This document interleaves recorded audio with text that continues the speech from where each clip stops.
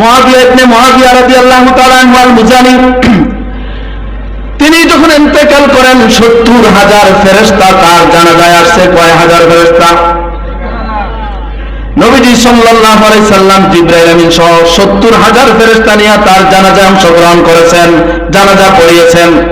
নবীজি জিবরাইল আমিনকে জিজ্ঞাসা করেন, ইয়া জিবরাইল, বিমা বালাগা মুআবিয়া ইবনে মুআবিয়া হাদিল মানজিলা, এই মর্যাদা এই সাহাবী কিভাবে পেল জিবরাইল যে তার জানাজায় ৭০,০০০ ফেরেশতা চলে আসলো?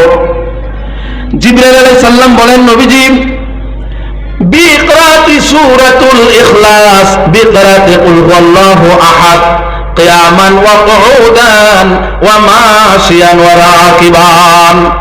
আপনার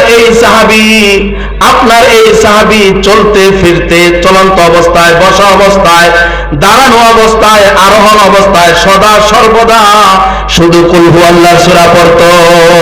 সুবহানাল্লাহ বলেন।